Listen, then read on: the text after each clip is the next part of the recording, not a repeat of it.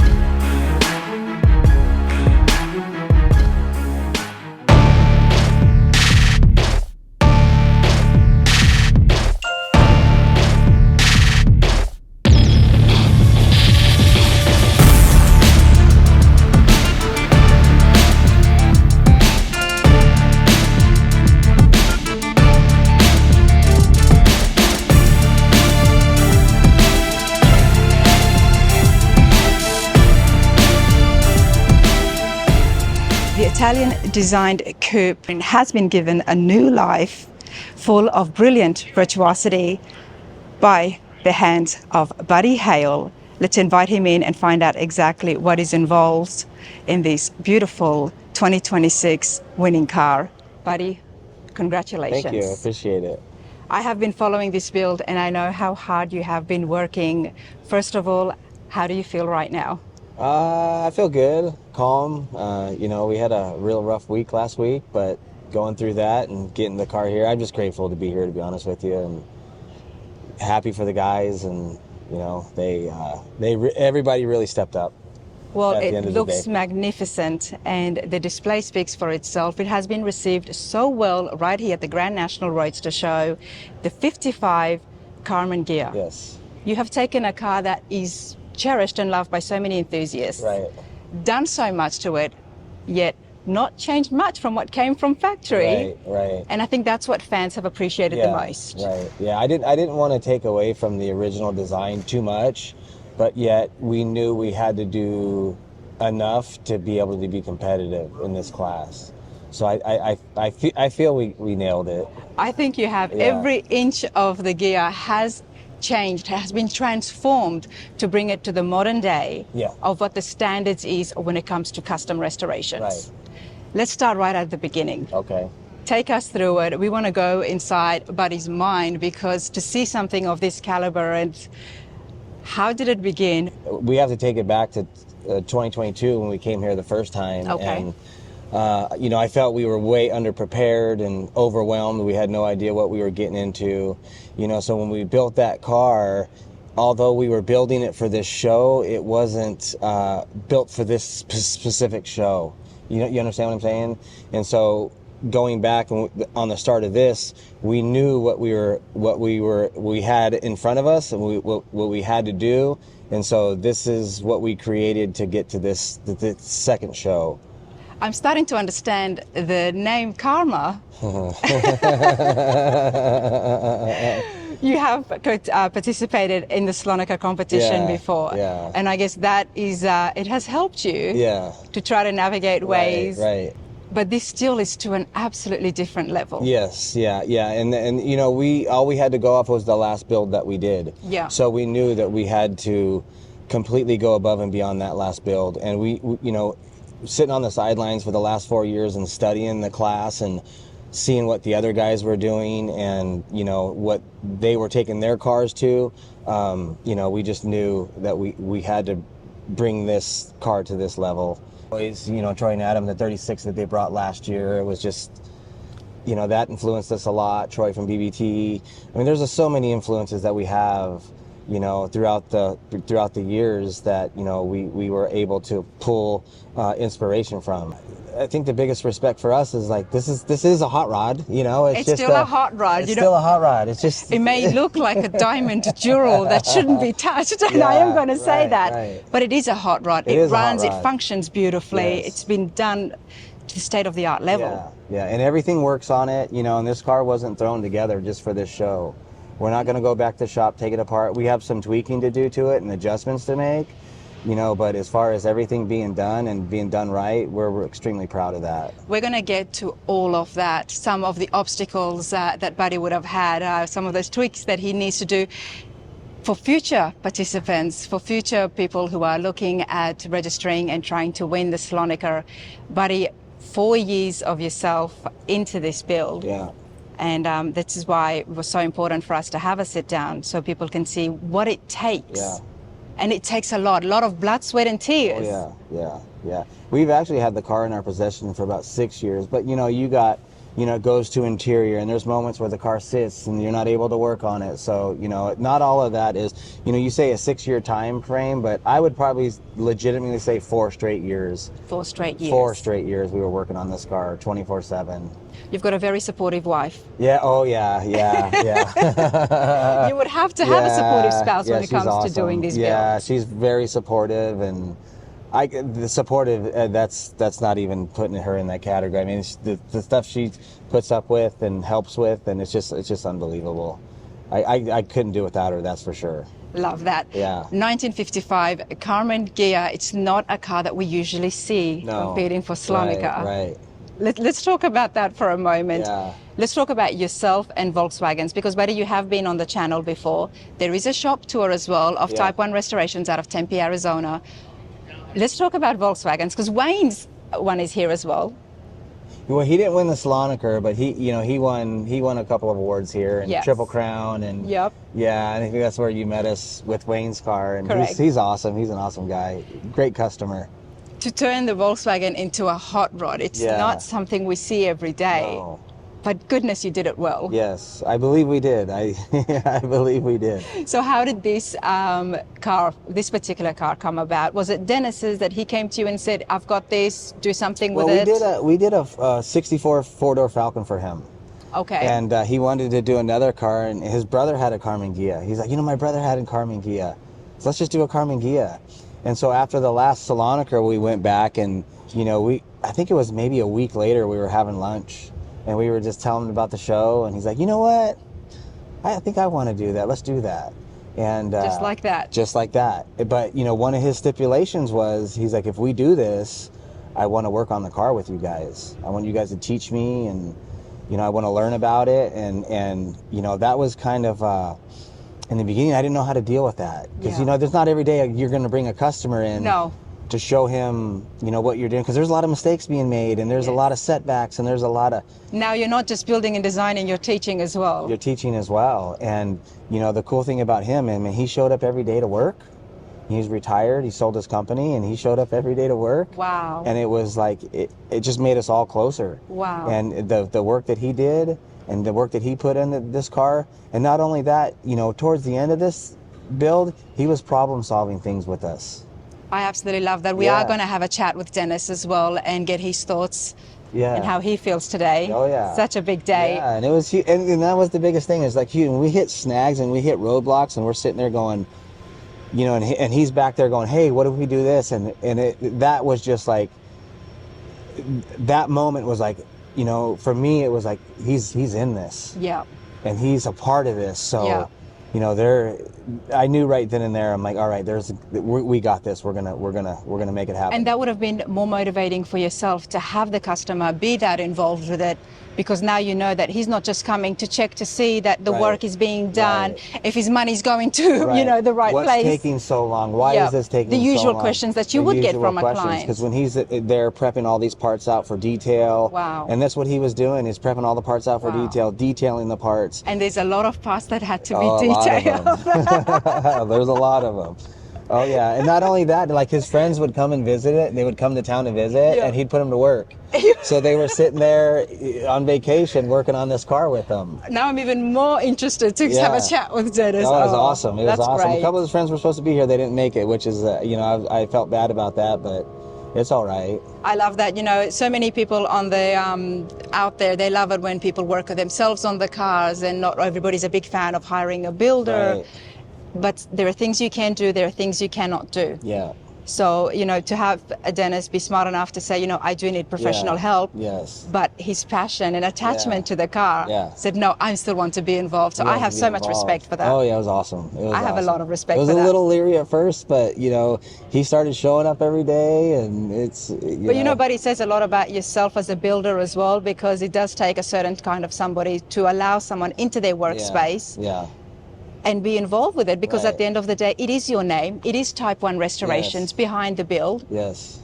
And anything could go wrong. Anything could go. And we didn't have to go back over his work very much. And I'm speaking truthfully. I mean, he, very smart guy. He had a construction business for many years. So he wasn't hands-on with it towards the end. He didn't need to be at that point. So, for him to come in there and do all that stuff, it was pretty amazing to watch. I love that. I don't hear that often. We don't hear that often at all. Like he became part of the guys, I was separated from them, obviously. I'm over there doing my thing, and it just them joking and then it was the camaraderie was it was awesome to watch. Everything I appreciate you telling me these details, honestly, because when we think of the top award-winning cars, these really high six-figure show cars, it is a show car. Let's be honest about it. We often customers can be detached, they can just be a checkbook, and the fans and people, the public, and often look down on that, and they're like, it's just money, but that's not the case here. No, it's not the case, and that's the thing, is that you hit the nail on the head. Is it's not just money. No. That guy's coming down, he's paying us, and then on top of it, he's putting the work in, and the running joke was like, because I was adding his hours up, and I'm like, should I bill you for this? Should I send you a bill for this? Now you see why I was so excited to have Buddy sit down. We are going to definitely look through the entire Karmann Ghia, right from the front all the way to the end. And not only that, now I did mention that I have been following this build, so I know how hard Buddy has been working, which means I've got some footage, and you guys are going to see the chassis with the body off, because that really does a justice to your work and the craftsmanship that has taken place. So I'm so excited to share that with you. And of course, I couldn't do that prior to the show, prior to the unveiling, but we're going to look at every inch of the Ghia and see exactly what you've done. Yeah. And also too, the guys have just put everyone that's worked on this car have just put so much into it that they all put everything they had into it, and that's the difference between this car and the last car that we were building. We had a couple guys working on it, but everyone that has touched this car, they want it more than everybody was determined. Everybody was determined. And even until when we talked, even last Saturday night when we were getting this thing to the finish line and it wasn't going so well, we were like, oh man, we're in trouble. So, but brought us closer together, and everybody stepped up, and when someone fell down, no man was left behind.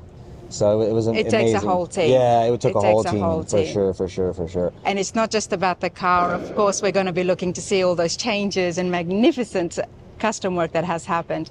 The display, the work, the travel to get here. Yeah. It's a lot that goes into to build something of this caliber. Yeah, for sure.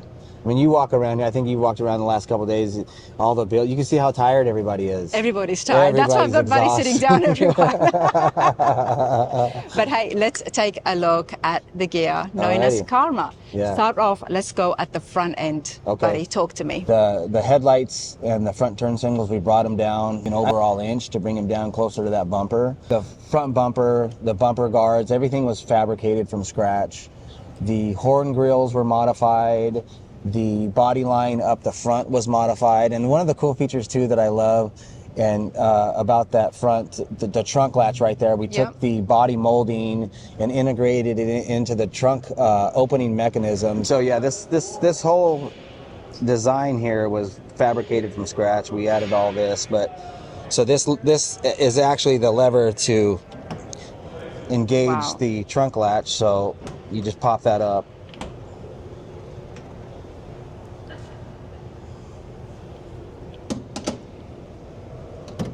And our gas tank was hand fabricated by Driven Speed Shop. Our friends over there, Mikey Dascoli and Mike Regan, they did a lot of work on this tank. And the thing that I really like about this tank, it's not I think it's 1, 2, 3, 4 or 5 pieces that they made. So they did a really good job for us. Our main fabricator was out at the time, so they stepped up and helped us with that. And this is a vent system for the gas tank. And there's other lines on the inside that run down that exit to the outside of the car. And all this is just a venting system for it. As brilliant as this looks, everybody, this is just the tip of the iceberg. Can I just say that? It's just the tip of the iceberg. You know, Buddy, coming back here to the front end, the low lights was one of the biggest features for these cars of its time. Right. I actually thought that you didn't touch or modify that at all, but you have so subtly. Subtly, yeah. You look at other cars, and I was looking at photos this morning, and you can see a difference. But it is so subtle, which is why, like I said, fans of the Ghia are going to absolutely love that and appreciate that you haven't taken away. And that's the biggest thing for us is I'll never cut up a car, like do drastic stuff, because I love the original shape. I love the original features. Yeah. And we just take that and we enhance those. Love it. And that's what I really like doing. You know, you can go to like Troy and Adams, like 36, and that car is just so spectacular. But they hand built that entire thing, right? Yes. So they did exactly what they wanted to do to that car, which is amazing. And we're not that talented. So I mean, if we could have done something like that, we would have. Believe me. Let us know your thoughts, everybody.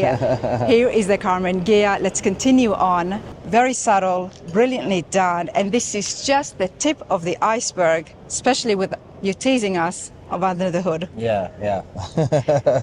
Before we move on, let's have a chat about the color. Oh, okay. Yeah, it was just something that's been in my mind for a while. You know, this olive green we call it, and then it's close to some of these came factories similar color to this, but this particular paint is Glazerite. And you know, it took me about 8 months to finally like nail it to where I wanted it. And so luckily, and Goldsby, I just want to say thanks to Jonathan Goldsby, because they actually discontinued a toner. We were calling around and we were like a gallon short, and that guy stepped up and he had a mixing bank and he sent us, it was money, so he actually helped us out. And you know, this is the community, like the hot rod community. This is the cool thing about it. I'm like, hey man, how do I owe you money? Yeah. He didn't want to take any money, and this paint is not cheap, so it's about $2,500 a gallon. He shipped it out to us, and that was a blessing. So we were running short, and so we were able to. I just want to say thank him for that, because that was huge. Again, everybody, this is the effort that it takes. It is about the teamwork, and it's a competition, yes, but reaching out to other builders, to your peers. Everybody just helps everyone out. Goldsby's Customs, he does make some pretty cool cars. That guy's awesome. Thank you. Buddy, I'm not going to be showing the chassis just yet. We're going to walk around, because there is so much that has happened here already that really sets the tone to the detail that you have put in here. Let's move around. Okay. Let's talk about the body, because again, you've kept the body so much. I feel like it's stock, but now you have to tell me about the changes you've done. So basically what we did, we've enhanced all the body lines. You know, all the body lines, we brought them up to a sharper point, extended the body line going to the back of the door, extended the body line going to the front of the door. We reskinned the doors, and then, you know, you go into the rear quarter section here, and we're running a 235, a big 8-inch rim in the back, so we basically had to deskin the fender wells, the rear fenders, and move them out about 1 inch.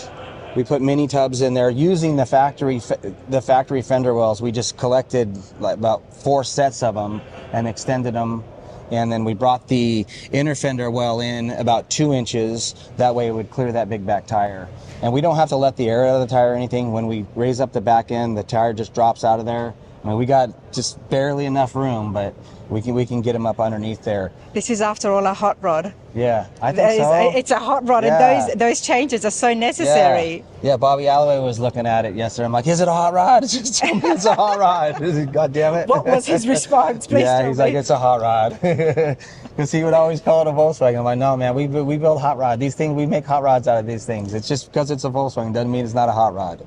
You have, what I love the most about this, honestly, is that you've brought it here to 2026, to today's standards, It's not only a hot rod, but I feel like it's almost like a sports car. You know, it gives me that Porsche feeling. Exactly, yeah. Someone can buy this today and think that it's been manufactured today, like very high-end luxury car. Yes. Let's go to the arms right here. Okay, the front end. So essentially, I mean, the whole entire chassis, I mean, there's probably maybe 20% of it left from what was factory. You know, from the bulkhead forward, we created all that, created the front suspension. I mean, like I told the judges, I mean, it's easier to talk about the things we didn't make versus the things we made.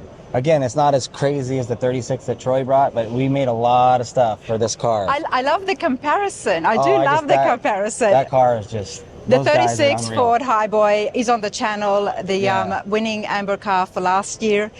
So, I mean, those. I mean, you got to take the. I mean, they're to the top of the food chain. So you got to look at those guys and see what they're doing, and like, all right, we got to at least bring what they're close to try. You know what I'm saying? It's like. So I just love those guys. Those guys are amazing. They're super nice guys to top it off too. So they are nice. So back to this thing. Yeah, we created the whole front end from scratch. We moved the front end. We extended it out 1.5 inches to center it up in the wheel arch, because from the factory they have such a huge tire, so they need that turning radius. So they're set back into the fender well a little bit. So we extended everything forward to get that. The wheel centered in the arch. Well, let's walk around here. I love the fact that you don't have the wheels on this one, the tires, but they are on here. Yeah. It's beautiful. Yeah. Now, if we were to leave it alone, this wheel would actually be sitting back in that fender well, and it doesn't set centered in there, and it just. And that's why you had to move. Yeah, we had to extend the whole chassis forward. We extended it about 2 inches, 1.5 inches, 2 inches forward. Wow. Love the two-tone green. Yeah. We originally had it all one color, and then I'm like, we had that other green picked out, and then George's Buick was here a couple years ago. It's very similar to that color. So I kind of had a hard time using it, but once we talked to George, and he's a good friend of ours too, and we decided to go with it, and that's when we threw the two-tone on the roof. And I'm glad we did, because I think it really just breaks everything up super nice. It really does. Let's have a chat about the wheels. These are brilliantly done. They go so well. And I do want to emphasize, everyone, take note of the consistency in the machined work that you see throughout the entire car. Yeah.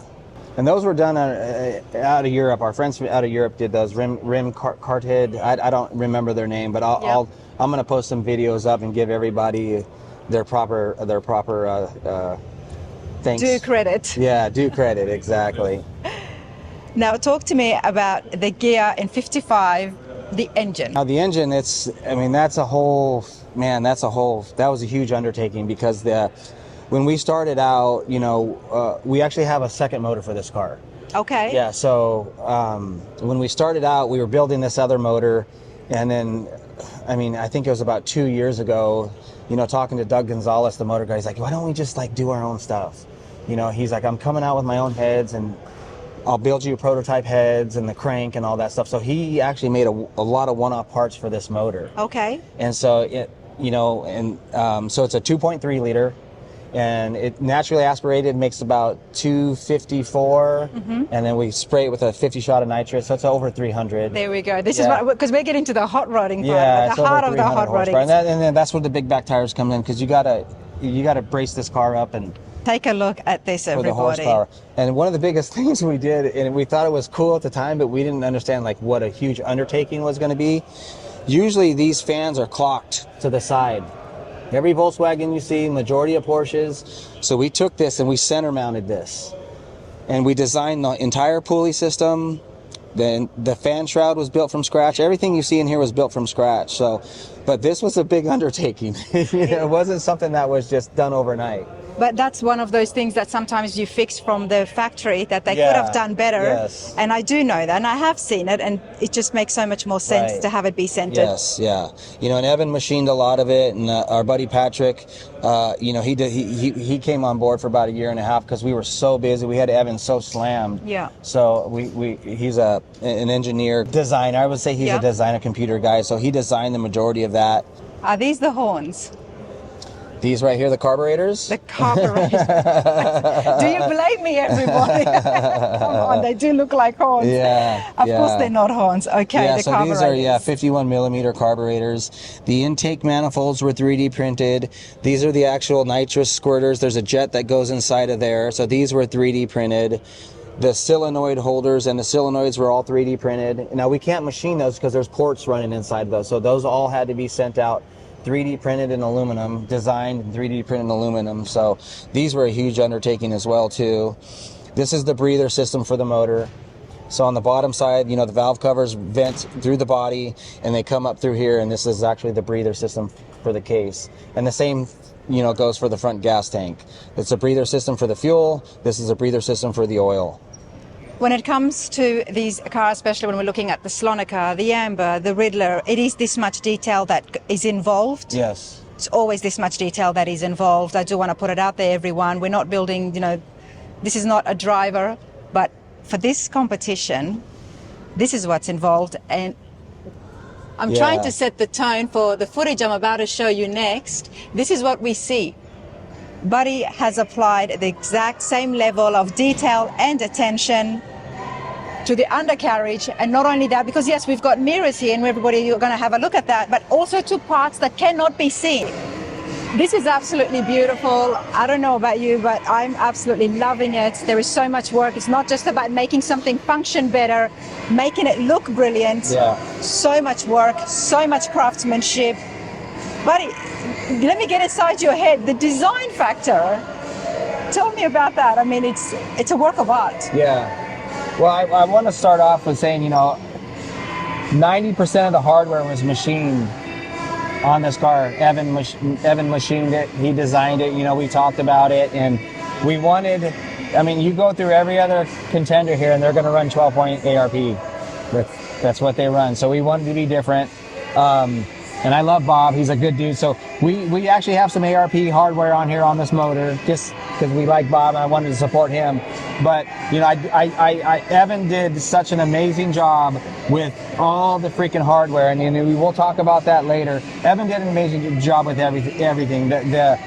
From what he has created, he's such a smart guy. He could problem solver. He could figure anything out. Like, we were having problems with stuff, and that what he was able to figure out, he's just not just a machinist. He's just not a fabricator.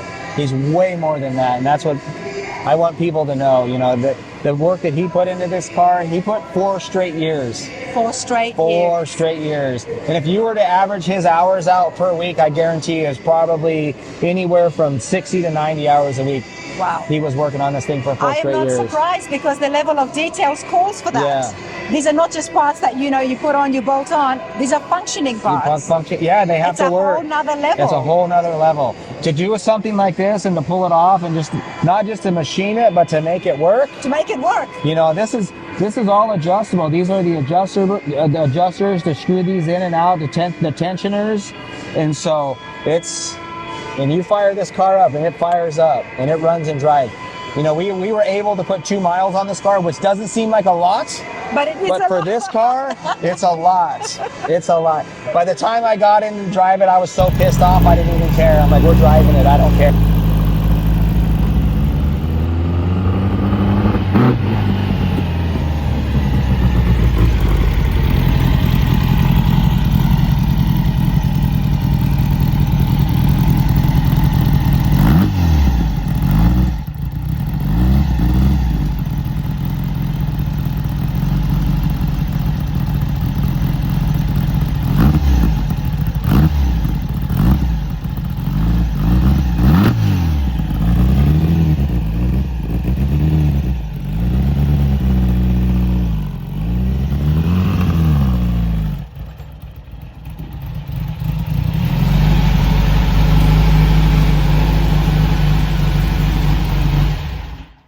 How did it feel? It was amazing. I bet. It was amazing. Absolutely. Yeah, we made a couple tweaks, and as we were going, by the time we made that 4th pass, got it in 4th gear and just let it rip, and it was awesome.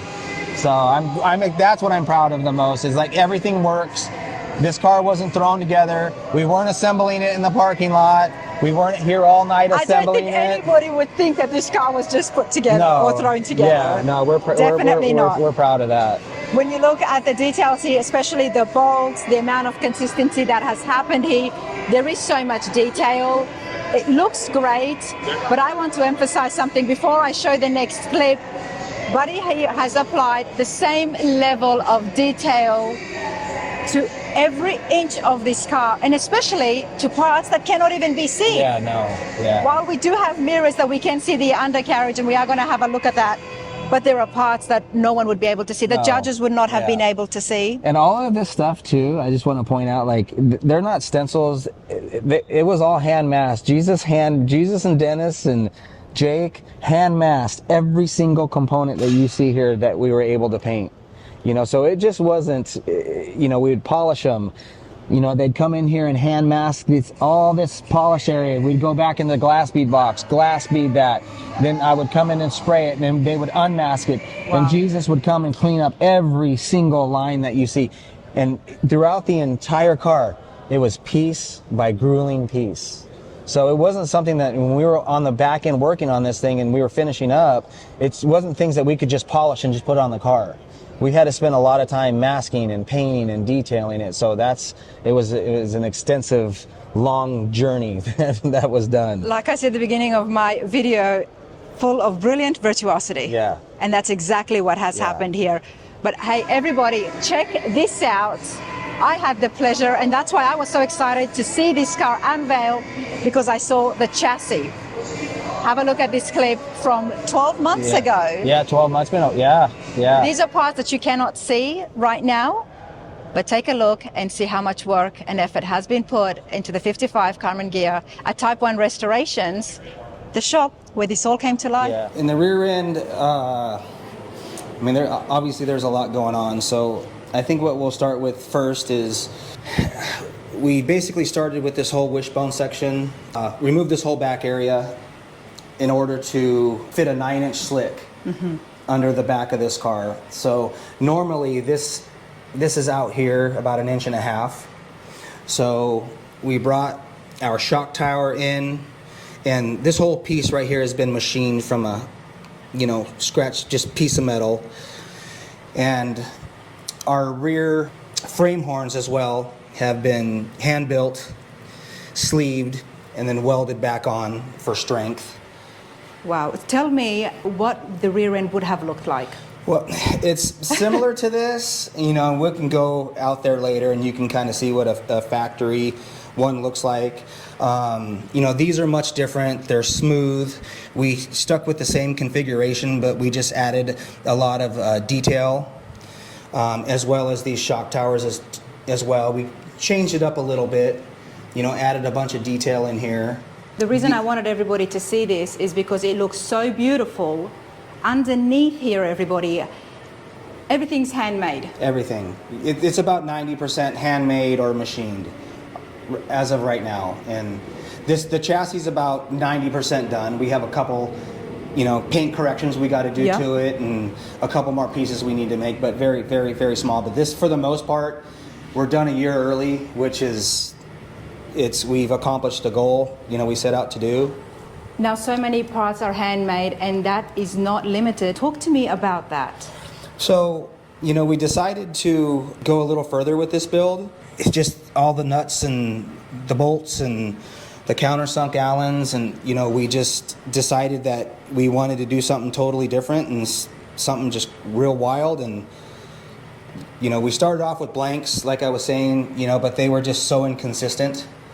So then we just decided just to do everything from scratch. We have about 8 weeks in machine time in hardware alone. In hardware alone. Yeah. And we hear about parts being handmade and, in-house parts and machine parts, but the hardware, I don't think has ever been done before. I don't think so. We follow a couple guys on Instagram that do choppers. Yeah. And so they were making it. But there's a lot more hardware involved than a chopper. Involved with this, yeah. And so Wow. the machine time, it's our machinist, he works 40, 50 hours a week. Yeah. It's just an ungodly amount of time in this process.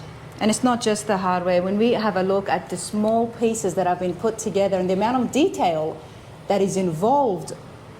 from the front to the back, and how it snakes around. This piece right here was about a 2-month process, 2.5-month process. Which is why I asked you when I first saw it, is this a one-piece chassis? Yeah. Oh, okay. Yeah. So that's basically a one piece. And so what this does here is, because when you put a big motor in this, these frame horns will flex.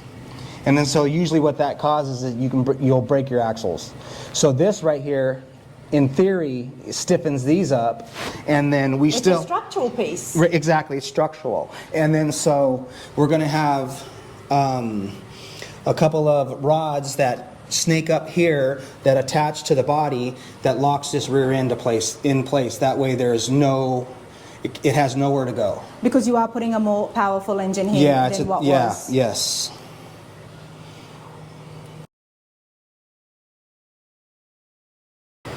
Setting the standards for future Amber, Slonaker, Riddler builds.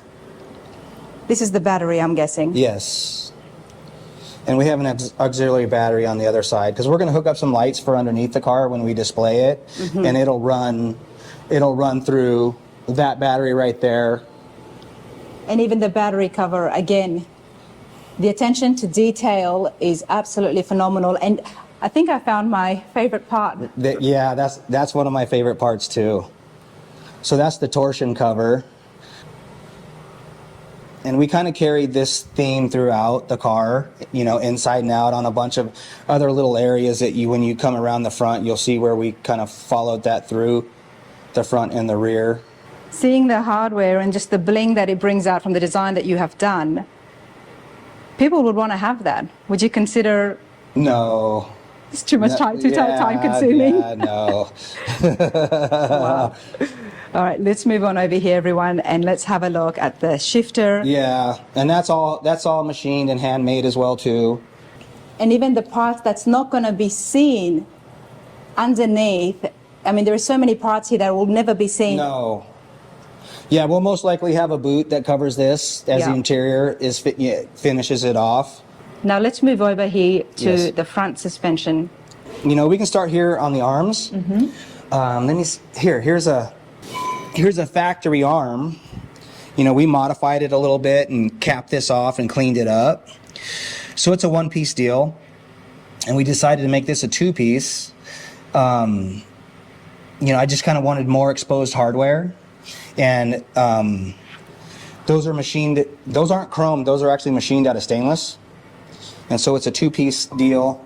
This sleeve runs all the way in here. The leaf pack connects to that. And we machined our link pin carriers, our link pins. The spindles are handmade from a friend of ours. The brakes are machined from... You've machined even the brakes. Yeah, the brakes were machined. They started out as 80, 90-pound pieces of cast iron. Yep. And we had the insides all shot peened for strength.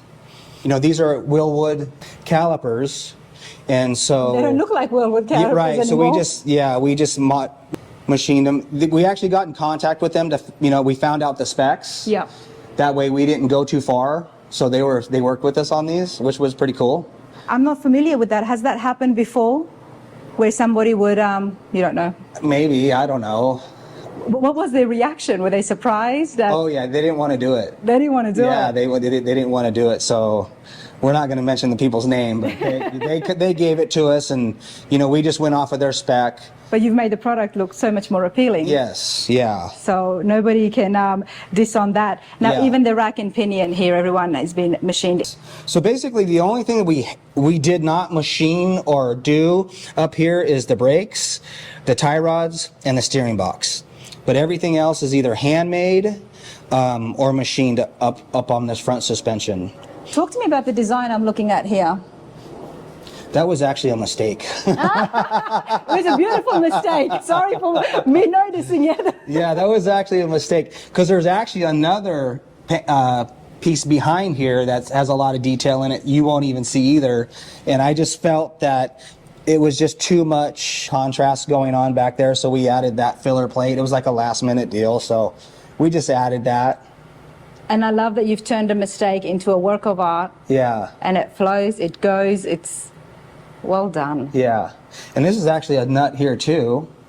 It's just a big 22 millimeter nut that we matched to. It looks like a cap, doesn't it? Yeah, but that's actually threaded. It made. Yeah, no, it's on there for good. Wow. Wow. I want to move over here to the pedals. Yeah, this is just, it's absolutely Yeah, beautiful. I don't know how many pieces there's a lot of pieces that are maybe 40 or 50 machine pieces in this little area. How long was it just doing the undercarriage? About 2 years. 2 years. Year and a half, 2 years. You know, and the front bulkhead has been leaned back. We made this whole thing from scratch. We leaned it back 4 degrees, and that's what I was telling you where I talked to Bobby Alloway about, you know, how far to lean it back and the amount of drivability that you can get out of them. As far as, you know, the caster. Yeah. He's been extremely helpful. Buddy, there are parts here where you could have just left it as flat, because you know, even with the judging, they would not have been able to see the work, the pattern. I mean, bead rolling, I'm guessing, Yes. that has taken place here. Yes. And I think that speaks highly of your work and your attention to detail, that if you're going to do something, whether someone can see it or not, do it just the way it is on the outside as it is on the inside. Yes. I want on the inside as it is on the outside. Our main goal for this car is to, like, there's no corners cut. When we go in to show it, every single thing works. We can hop in it, we can go drive it. There is no doubt. It's not going to be about practical to drive, but we can do it. That's what, you know, everything has to work and has to function. With this much detail involved, everybody, which is why it was so important for me to share this and show you the amount of work and hours and skill that has been involved here. Now we get to the fun and exciting part of seeing the beauty on the outside. Yeah, the body. The body, let's check out the body, let's check out the interiors and continue on exploring this amazing build. All right, I hope you all enjoyed that. We are going to continue on back here at the car as it's all finished. Talk to us about the back end, tail lights, the bumper. The tail lights and you know, Carlos Castro, I mean, he's our foundation guy. He does all our metal work. He does all our body work, the majority of it. Him and Adam did this car, and the body work and the lines that he created, phenomenal. I wouldn't trade that guy in for anybody. Carlos's body work is just spot on. And you know, we were coming to the back of the car and the factory taillights just weren't cutting it. So he ended up cutting this whole rear section out, creating this whole taillight pocket. And Evan came along and machined the taillight housings and the bezels, and everything is machined for that. And I love those taillights. It's a pretty awesome feature. We saw the chassis, absolutely brilliant. And I would love to know, folks at home, your thoughts on it. But you've added more since my visit. Oh, yeah. We've changed stuff. We added more. What have you changed? Because I was trying to depict what's happened here, because there's a lot more. Yeah, we had like a spider web in that window on the transmission. We ended up taking that out. We felt it was a little too much. Obviously, you didn't see it with the motor in. Yep. We changed the front arms on it. I just felt there was too much chrome up front, so I wanted something a little bit less blingy, a little more subtle. So we ended up changing the front arms on it. Buddy, this is why I was worried about your mental health. And I asked Shannon, I'm like, how is he doing? Because now you've made changes as well. Yeah, and that's the thing too, is like, we had enough time to go back and make changes. Okay. Even though we were, you know, I kind of knew, I'm like, we got time, so let's just kind of fix some things that I'm not exactly 100% happy with. So at the end of the day, we had plenty of time. It was just, we had to put some long days in to reach those goals, and all the guys stayed late and everybody showed up. There were people coming to our shop late at night that, you know, were done with the build. They were done with the part, like the fabricator, Matt Todd, who fabricated all this, and he built the exhaust from scratch. He built the mufflers from scratch. So he's down there late at night helping us assemble. You know, so everybody just came back on the back end just to make sure that this car made it. And that really meant a lot for me just to see those guys stepping up and their support. Wow. And especially after last Saturday, because I was ready to throw the towel in. And I'm not even kidding. I was making phone calls. Let's talk about a hurdle or an obstacle or obstacles that you would have had during the build. Well, on the fire up last Saturday, the motor was already run, dynoed, everything was good. So all we had to do was just take it off that and put it in this car, and everything was ready to go. Well, in doing so, one sensor shifted, and we had no idea. So we started troubleshooting this thing, and it was a week before the show. A week before. It took us 12 and a half hours to troubleshoot this thing. And not only that, we had the entire harness pulled apart because we were going wire by wire trying to fix the situation. And so finally, it was about midnight last Saturday night. It fired up. What was the problem? It was just the crank trigger sensor was. That's all. That was it. That was it. But you know, when you're going on no sleep. Yes. And you're trying to problem solve, and everyone's there, no sleep, and you're trying to figure this out, and it just started creating more problems. But it fired up, and it was 12 o'clock midnight, and everyone stayed until 4 in the morning, put this car back together. That was a week ago. And then we got it back together, and that was the biggest thing. I wanted to test drive it, and so they gave me enough time to test drive it and finish putting it together, you know, this last week to get here. You know, everybody, classic cars, this is a hobby. And I know that Dennis, he loves this. There's a lot of money involved. But I hope that everybody takes it in. Buddy's work, I mean, the effort here. It's more than money. It's more than money, everybody. It's a passion. It's love, you know. And it's the passion and the love that allows you to stay up until 4 a.m. to try to fix something. It's not, and it's not just about winning either. It's your work. Yeah. It's who you are. Yeah. It's who you are. Wow, I had no idea, but I mean, I'm just getting nervous thinking about this, and that was happening a week ago. I could only imagine how you were feeling. This whole car was torn apart. Yeah, the whole back end of this car was torn apart a week ago.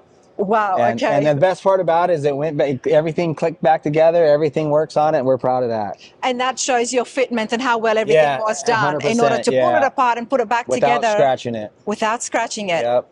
The fitment. And you know, when we're assembling these bolts, we just can't yank a bolt off. They're plastic wrapped. So we have little plastic wraps that go over the actual socket.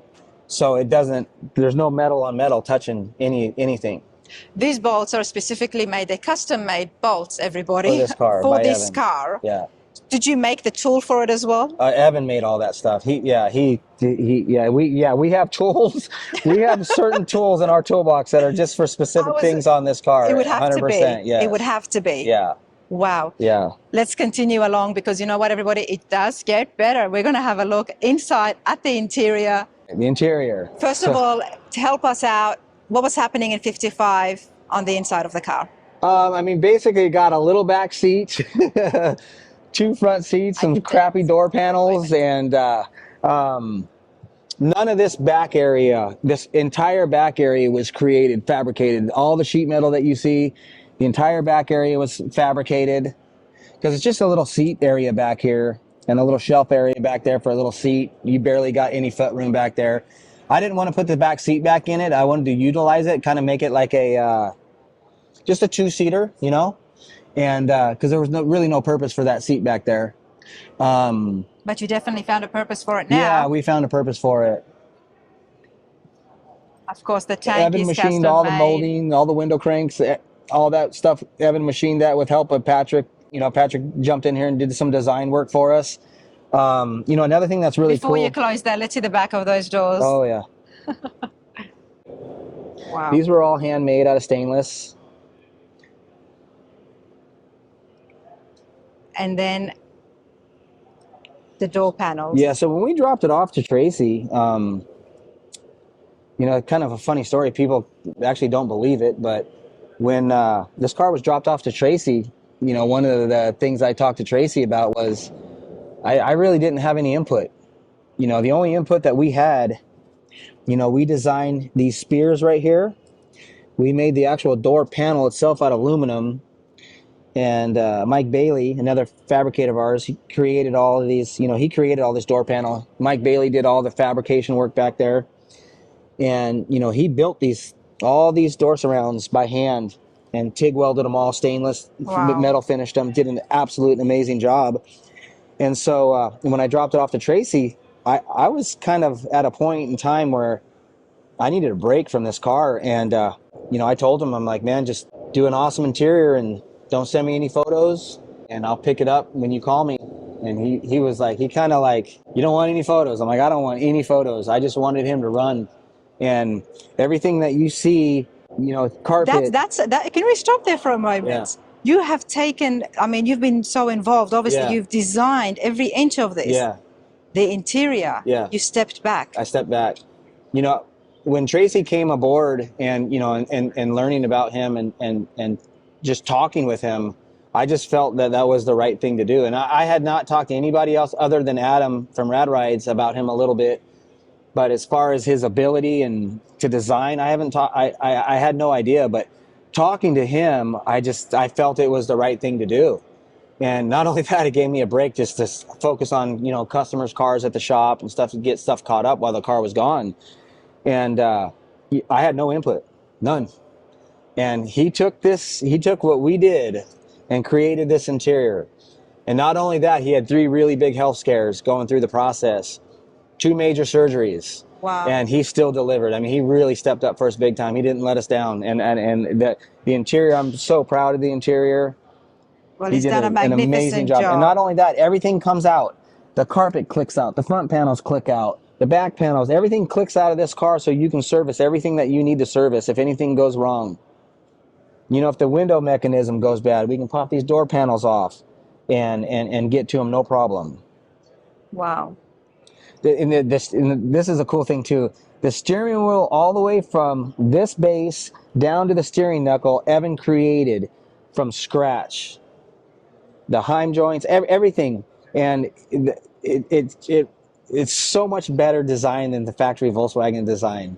We should have had a schematic blown up for it because it's actually really cool the amount of work that went into that steering column. And one of those things that we do not see. You don't see it, yeah. But it's exactly what has happened and taken place. I love the glove box, and I will move over to the other side, everybody, so you can have a look. I'm appreciating this. I'm in absolute awe. And for Tracy to be able to do this and continue with the consistency. With the consistency. This was all out of his head. With the design. Yeah, there was not one idea of mine. Yeah. Wow. Yeah.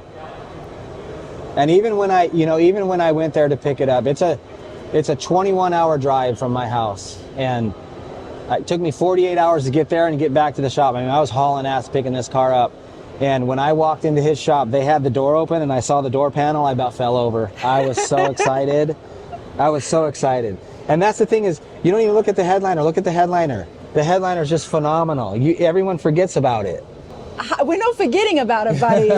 You just don't look up, you know? There is so much here. Yeah, there's so much to take in. I mean, even the shifter, look at the shifter. Yeah. Are they the same bolt design, just miniature? Yeah, just miniature. Everything's shrunk down. Wow, I do want to go over to the other side to have a look at the glove box, and then we're going to have a chat with Dennis as well. Before we step inside, talk to me about the display. Yeah.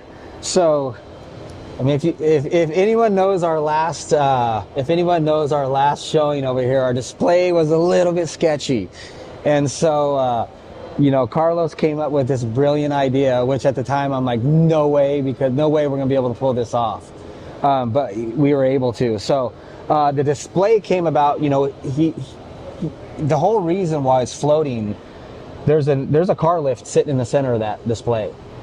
So we brought in a mini car lift, and we have some ramps. The car goes on some ramps.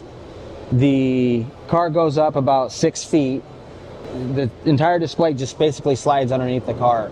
So there's no ramps or nothing like that. You know, some people would wonder, how did the car get up there? Right, yeah. You know, Evan and my brother, Carlos, they had a lot of work in this display. And then it was cool because I took the roof color into a cabinet shop, and they actually created a stain to match that color And in the sunlight, that stains actually has metallic in it. Wow. So it turned out really good.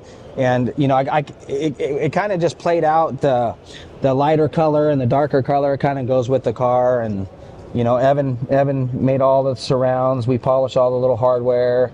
Our buddy DJ created a sign for us. It's not just restricted to the car or the drivetrain. The display, everything needs to come together, doesn't it? Okay, talk to me about the glove box, because I have been enjoying seeing this. Let's bring this in a little closer. What is that? What am I looking at? So we wanted to put, you know, update a panel switch for the headlights and all our accessories. So we found that. Ended up machining a face cover for that, and you know, we didn't really want a lot of gauges exposed, so that's why we kind of tucked it in the glove box, so when you're driving you can kind of pop that glove box down and get your head temp or your temperatures and your pressures and stuff like that. So that little control board goes to the fuse box covers up front. The fuses are up front. Wow. And even the tunnel down there, those are all access panels to service the clutch. We have another access panel in there because our fuel pump's inside that tunnel, so we can service the fuel pump. And that was our biggest thing too. Everything on this car you can take apart and service it if you need to. And that's what I love the most about it, is that it is, yes, it is a work of art, but it is so functioning as well at the same time. Yeah. Because you know, you have to be able to work on it and maintain this stuff, because I think at some point in time we will be driving this car. Well, who will be driving it? Dennis will be driving it. Let's go and say hello to him and find out how he's feeling. He's over there. All right. Dennis, congratulations. Well, thank you. This is absolutely beautiful. Thank you. I would like to know a few things. I mean, you own this. There's so much of yourself involved. And Buddy was telling us just how much work yourself have put in, which is not something that we don't see often from the customers and owners of the cars. First of all, Dennis, your connection, you're on Rana's radar with the 55 Karmann Ghia. Out of all the beautiful classic cars in the world, why the Ghia for you? Well, I met Buddy through his brother Howdy, who worked for me. Okay. And I knew that he worked on Volkswagens. I had a 63 Falcon that I wanted refurbished, and Buddy took it. And he did a fabulous job, but it wasn't a Volkswagen. I got this Falcon back, I sold it. I said, Buddy, let's build a Volkswagen together. Let's build a Karmann Ghia, because my brother had a Karmann Ghia when we were younger. He said, all right, we'll build a Karmann Ghia. So we found one in California. That was in 2018. 2018. We bought it and sporadically worked on it and started hitting it really hard in 22, 23. So it's been, 6-7 years in the making. And I fell in love with the process. I appreciate the fact that he allowed me to participate in it. And I'm a facilitator. You're a facilitator. I love that. Come over here a little bit closer. Buddy is the man. Okay. He has all the ideas, and I bought into just about everything. Certainly had some input Have myself. you worked on cars before? No. Never. Never. You know, Dennis, you're awesome. I changed my oil, changed my plugs. This is why I think I relate to Dennis as well, because you want to be involved, but you've never done this sort of thing before, and I can definitely relate to that. But you were not too... You had the confidence just to go in there because the passion was there behind it. Yes. And you were ready to learn. I was ready to learn, yeah. You were ready to learn. And I did a lot of grunt work, and I did some painting, I did a lot of sanding, I put some pieces together, put the fuel system in, and I just did a little bit of everything, you know. Dennis, I'm going to say this, you are not just a checkbook. You were not just a checkbook. That's right. You know, often that can be the case, but you have had your hands involved in this. And that's why this build just makes it that much more special. Yes, exactly. I mean, I respect that so much. I respect Thank that. you. You know, Buddy is great and the builders and the professionals are amazing. But to have the customer be this involved, to come in, you retired or you quit your job? What happened? I retired. I said, I retired and I'm going to work on a Karmann Ghia. There you go. Your brother had a Karmann Ghia when you guys were young. Of course, his did not look anything like this. No, nothing like this. When you were working on it, was there moments that would take you back to when you were a kid, I guess? Well, yeah. When I used to drive it, and my brother would drive it, we would drive it together. But, mostly the most enjoyable part was learning the process, to see how much patience and the intricacy that went into this and the workmanship. I'm spoiled because the way these guys put together a car is at the top level. Yes. So I got to learn what I learned from the very, very best at what they do. And I appreciated it so much. Did you have any input? The design? The color. The color, okay. Yeah, we looked. I wasn't real sold on the color. Buddy sold me. Okay. And the more I was able to see it come to fruition, the more I liked it. And now I absolutely love it. I love the color as well. Yeah, the color is awesome. I had input on what we were going to make stainless steel, what we were going to chrome. But like I said, this is Buddy's baby. Yeah. This is his vision. And I just went along for the ride. Well, Dennis, what is your favorite part of the Ghia? My favorite part is the undercarriage and the motor. Yes. Yeah. I mean, that's been done spectacularly well. So tell me this, what are your thoughts on Buddy going to this level, making each bolt, the pattern, the machining that has been involved here? Because what I'm getting at is, how are you going to feel driving? Oh, I don't know.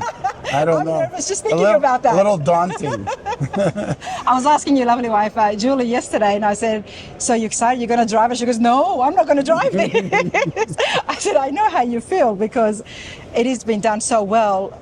But again, it's a driving, functioning car, Dennis. So you do have to take it for some cruises. Oh, yeah, I definitely will.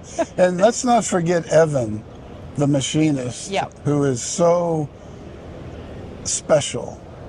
I mean, if there was a task that needed to be done, we didn't know how to do it, he would figure it out. Nice. So he did a fabulous job, and I'm just overjoyed with the way it turned out. And it works. And it works, everybody. It runs. You should have saw it come in here. But it's absolutely brilliant. Dennis, congratulations again.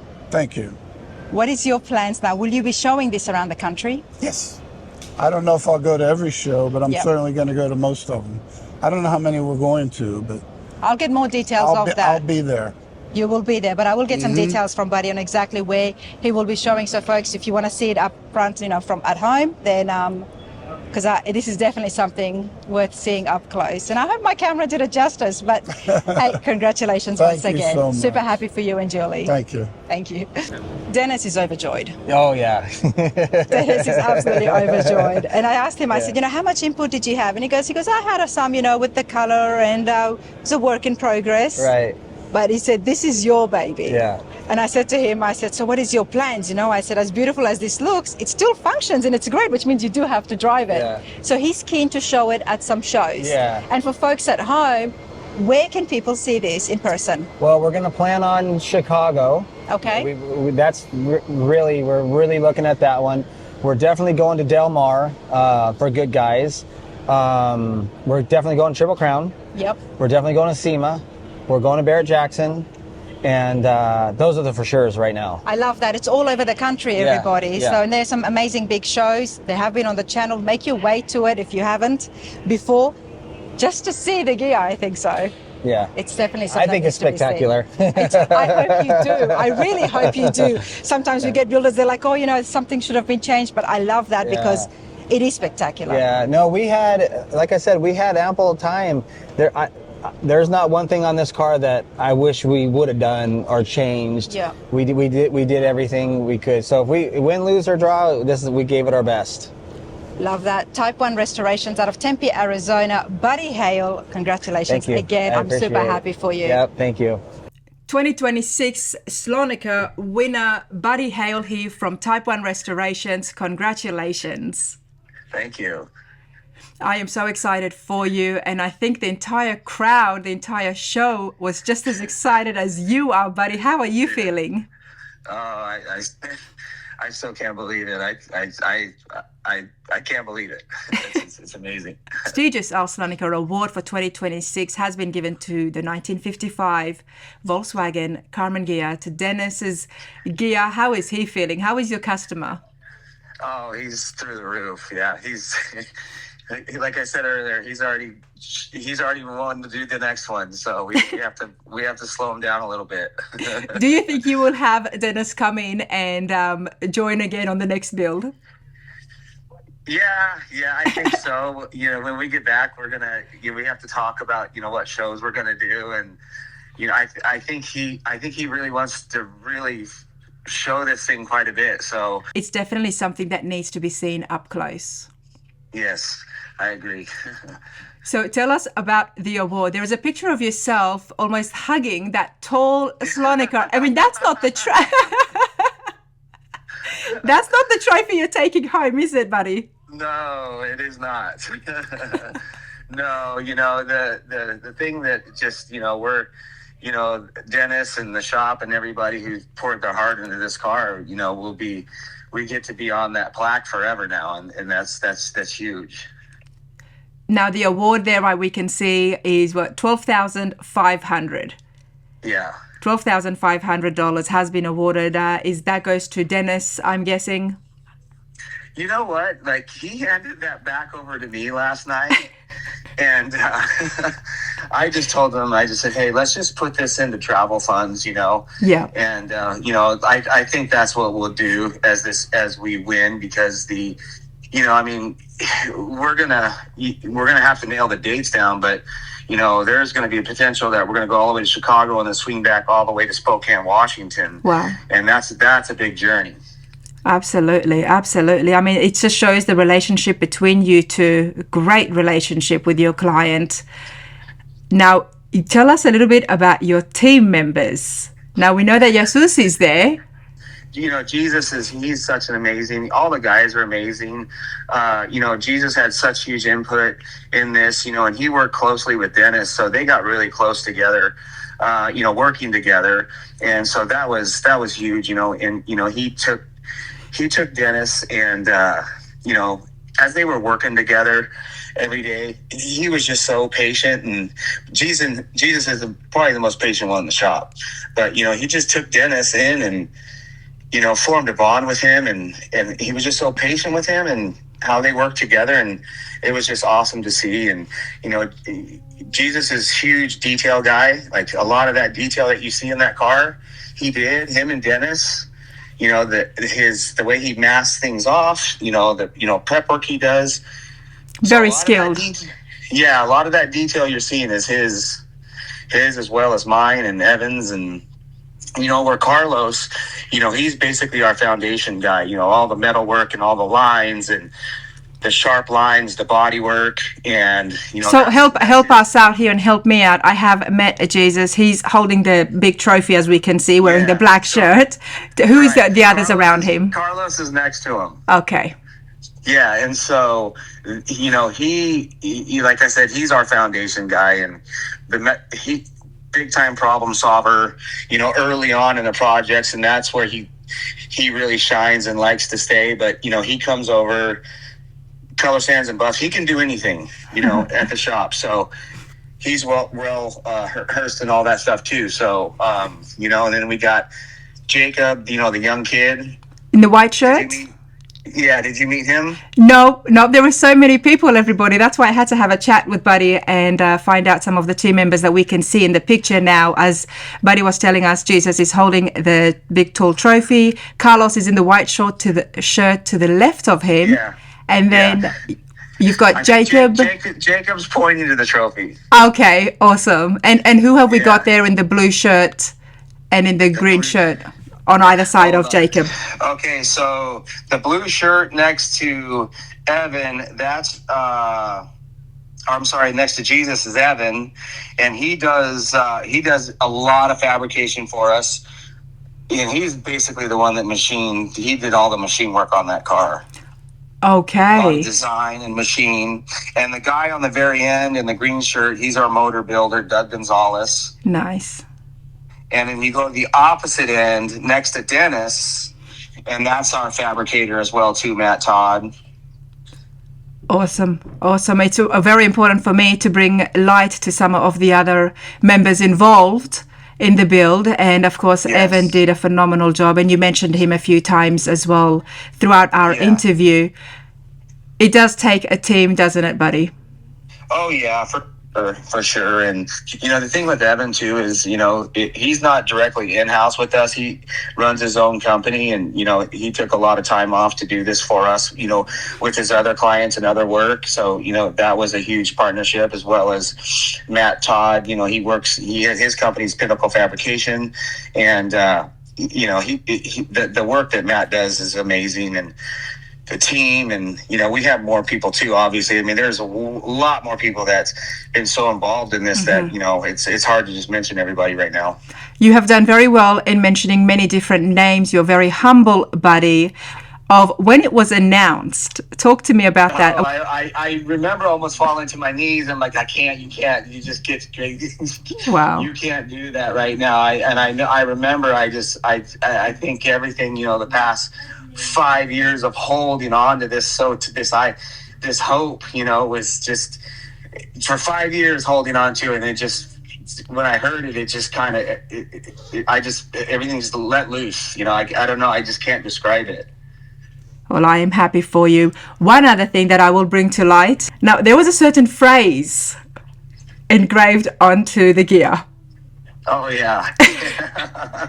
And it's so interesting that this person, Troy, is, I think he's really good friends with you. Yes. Absolutely love the Ghia as well. And he's congratulating you too. But you've got something I think only that can happen between close friends. Talk to me about that. Yeah. It's, when I initially did it and had the idea to do it, I just, was thinking of the relationship that me and Troy have. And we joke all the time, and we just give each other shit. Mm-hmm. And so that was my thought, right? And so that was my thought process. I thought it was going to be hilarious, but, apparently there was a couple of people that weren't too happy about it. And so to those people, I apologize. It was just a joke, amongst both of us. And, and I just want to say he started it all. He started it all. I love it. He started it. All of it. Troy's a great person. He's so laid back, and he had that beautiful Bel Air, absolutely stunning Bel Air. And he did win Best Engine of the show. So, amazing builder from Hollywood Hot Rods. But like you said, he started it. Hey, but Buddy, you definitely finished it. And this is the thing, Troy's a judge. So we had no idea up until, it was maybe 6 months or so before the show that he was entering a car so he wouldn't be judging. So the whole thought behind that, we didn't tell anybody about it, but, those guys look for the little nuggets. And, I was really hoping he was going to be the one to find it, per judging, but somebody else found it, and it still was received really well, I think. I think I would like to think that because he has always been a judge for the Slonaker Award, everybody, that this year he chose not to be a judge for this very reason, perhaps, because he is a great guy. He's very humble, very down to earth, which is only certain people you can get away with making crude jokes, Buddy. But I did want to bring it to light because so many people did see that, and it is all over social media. But everyone needs to know that there is a great friendship, relationship, we call it busting balls in Australia. Yeah. And not only that, unbeknownst to us the first time around, we got a hold of, the car they debuted. I got a hold of some picture chassis. I don't know how I got a hold of them, but I got a hold of them, and the chassis on that car, it was done. And so when we were doing our build, that picture hung in the shop. And so we were focused on building something to that quality. And, obviously when it showed up and I put two and two together, I'm like, holy shit, this is the car we've been chasing. Yeah. And it's here, we're going against it. And, we came very close. And, even this next time, coming around, obviously he's in our head, and, You know, I will never lose to that guy again. I promise you that much right now. I can't. You know what? Because I'm waiting to see what he is going to do next. If there's one thing we know about you hot rodders is it's never the end. It's never the end. And we know he's coming. He's the amber car he's bringing next year is going to be something to see. So we can't wait to get back there next year to see that, to see the Slonaker contenders. I know there's cars that didn't make it this year that are going to be there next year, and I can't wait to see them. We're all looking forward to that. Everybody, congratulations once again to Buddy. This is amazing, and I couldn't be happier. I think it was very well deserved. Like I said on my social media, that this was my favorite. Yeah, thank you. I appreciate it. Absolutely, Buddy. Thanks you, and you enjoy it. Try to get some rest now. Yeah, I am, and thank you. And then one last thing, I just want to talk about Jacob Talley. He's our youngest guy, and the effort and dedication that he's been putting in for a young guy, you don't see that these days, and he's gonna do well for us. Love that. Absolutely love that. I do look forward to meeting those team members next time we see each other. But Buddy Hale, Type 1 Restorations 2026, our Slonaker winner. Very well deserved.